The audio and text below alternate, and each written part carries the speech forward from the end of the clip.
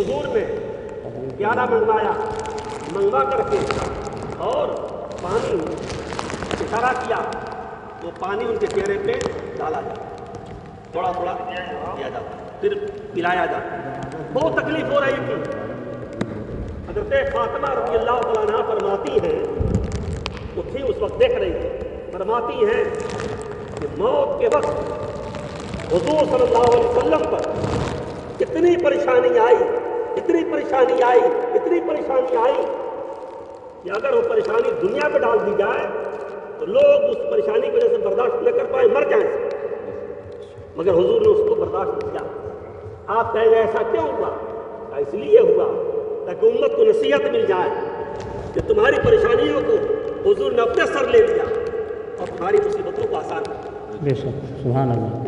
वो अल्लाह की अल्लाह की तरफ से होता है, लिहाजा हमें ये मायूब नहीं समझना चाहिए, बुरा नहीं समझना चाहिए। इसका इंतकाल। तीसरी चीज़ यह है, अपनी खबर को जो जहाँ हो कोशिश करे कि जनाजे में पहुँचे। अगरचे सब पर फर्ज नहीं, सब पहुँचे, लोग पहुँच जाए जब भी हो जाएगा, मगर बरकतें तो सबको होंगी, उसका फायदा तो सबको मिलेगा। दो चीज़ें होती हैं, अगर मुर्दा अल्लाह वाला है, अगर मय्यत अल्लाह का कोई बरगुज़ीदा बंदा है, उसके नमाज़े जनाजा में शरीक हुए सब बख्शे जाए। जितना शरीक होने वाले सबकी मग़फ़िरत हो जाए, सब बख्शे जाएंगे उसकी वजह से। और अगर वो गुनहगार है, वो सही नहीं है, वो खताकार है, तो इस भीड़ में, इस मजमे में रब तबारक व तआला किसी न किसी की दुआ कबूल फरमा ले, है ना। 40 आदमी होते हैं तो कहा जाता है कि अल्लाह का बुजुर्ग बंदा उसको होता है। यहाँ तो अहले बैत से अक्सर एक अजीम शख्सियत हज़रत मेरे तरीक़त पहुँचे, और भी उलमा इकराम हैं, और भी नमाज़ी परहेज़गार लोग हैं, और भी सलाही लोग हैं, कामरान शाह तशरीफ़ फरमा, और बहुत सारे लोग हैं। वही तो होगा कि उसकी दुआ को अल्लाह कबूल फरमा दे, और उम्मीद रखनी चाहिए अल्लाह ताला ज़रूर करम फरमाएगा, दुआ कबूल फरमाएगा। अगर किसी एक की वजह से दुआ कबूल हो गई और मय्यत की मग़फ़िरत हो गई, समझ लीजिए सबकी मग़फ़िरत, ये बरकतें होती। इसलिए कोशिश करनी चाहिए कि आदमी पहुँचे। और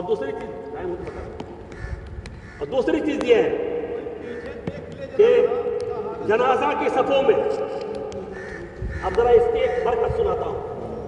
जनाजा की जो सफ़ें लगाई जाती हैं, इमाम साहब देखिए तो कितना टाइम है?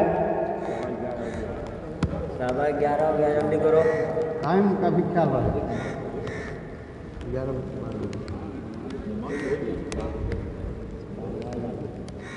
चलिए बोलते रहिए। हाँ वो तो हो ही जाएगा, कम। चलिए तकरीर करते रहिए, इतना ढेर टाइम है जवाब। जरा 2 मिनट और जनाजा की सफ़ों के बारे में। हम लोग ईद की नमाज़ पढ़ने जाते हैं, बकरीद की नमाज़ पढ़ने जाते हैं, जुमा पढ़ने जाते हैं, नमाज पतियाना पढ़ने जाते हैं। हदीस शरीफ में फरमाया गया कि सबसे ज़्यादा सवाब पहली सफ़ में, उससे थोड़ा कम सवाब दूसरी सफ़ में।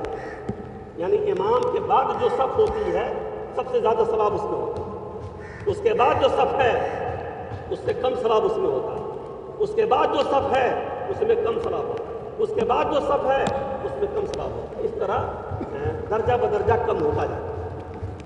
जनाजा में उल्टा, जनाजा में यह है कि सबसे जो लास्ट वाली सफ़ है उसमें ज़्यादा, उसके बाद उससे कम उसके आगे वाले, उसके बाद उससे कम उसके आगे वाले, उससे कम उसके आगे वाले, इस तरह होते होते सबसे कम कहाँ है?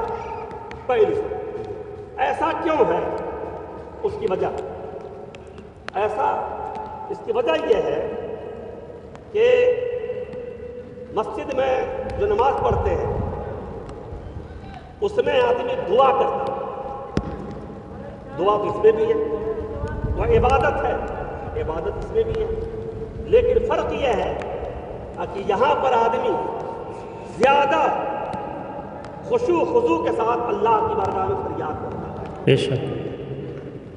وہاں تو پہنچے، نماز آپ نے پڑھی، ایک عبادت کر لیا، یہاں تو کچھ نہیں پڑھے، بس جا کے دعا ہی کر رہے ہیں، اور آپ کے سامنے کچھ نہیں ہے، نہ عبادت ہے، نہ ریاضت ہے، نہ قرآن خوانی، کچھ نہیں ہے۔ آپ ایک گنہگار میت کو لے کے حاضر ہیں اور آپ موجود ہیں، پھر اللہ کی بارگاہ ہاتھ اٹھائیں یا اللہ ہمیں بخش دے، تو اس میں زیادہ انکساری ہوتی ہے، اس میں زیادہ آدمی کی اللہ کی بارگاہ میں زیادہ مجبور ہو کر کے پیش ہوتا ہے، اور یہ زیادہ مجبوری جو سب سے آخری صف ہے اس میں، سب سے زیادہ مجبوری کس کو ہوتی ہے؟ جو آخری صف ہے، اس لیے اللہ نے اس میں زیادہ برکت ہو گیا۔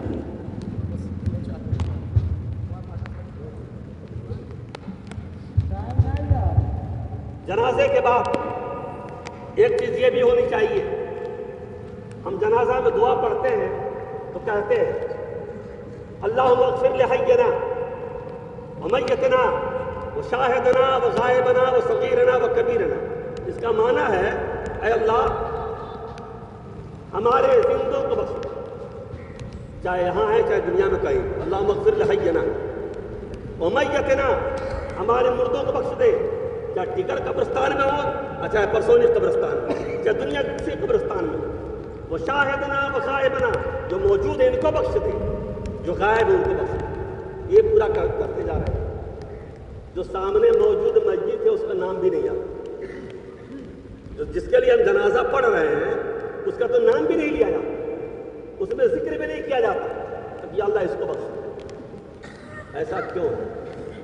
اس کو بھی عرض کریں، اسی لیے فرمایا گیا اذا صلیتم فاخلصوا له الدعاء، جب تم جنازے کی نماز پڑھ لو تو جنازہ پڑھنے کے بعد اب اسپیشل دعا، خصوصی دعا میت کے لیے، حضور نے فرمایا جب جنازہ کی نماز پڑھ لو تو پڑھنے کے بعد ایک خصوصی دعا میت کے لیے کرو، یا اللہ ان کو بخش، یا اللہ ان پہ کرم فرما۔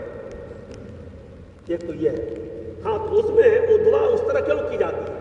اس کی وجہ یہ ہے رب تبارک و تعالیٰ یہ جان رہا کہ اس کو ضرورت کس چیز کی ہے، یہ کیوں آیا ہے۔ اللہ تو دلوں کا حال جانتا ہے، اللہ تو جان رہا ہے کہ یہ سب کے سب لوگ، صوفیاء، اہل بیت کے لوگ، خانواد مصطفیٰ کے لوگ، علماء اور دوست احباب، گاؤں کے سب اکٹھا ہوئے، کیوں اکٹھا ہوئے؟ میت جناب جمال الدین مرحوم کی مغفرت کے لیے، دعا کرنے کے لیے اکٹھا ہوئے۔ اللہ یہ جان رہا ہے، مگر دعا کس کے لیے کر رہے ہیں؟ یا اللہ تمام مسلمانوں کو، یا اللہ تمام مردوں کو، یا اللہ تمام زندوں کو بخش۔ تو جب یہ دعا تو اب اللہ کا کرم ہوتا ہے، اب یہ بندہ اپنے لیے نہیں کہا کر کے دوسروں کے لیے کہہ رہا ہے، اپنے بندوں کو، ہمارے بندوں کے لیے کہہ رہا ہے، تو لاؤ بندوں کو بھی دیا جائے اور جس کے لیے آیا ہے اس کے لیے بھی دیا۔ اللہ تعالیٰ جناب مرحوم جمال الدین صاحب کی مغفرت فرما دے، آمین ثم آمین، آمین فرما دے، آمین، والد گرامی کو صبر جمیل عطا فرمائے، ہر والوں کو صبر جمیل عطا فرمائے، آمین۔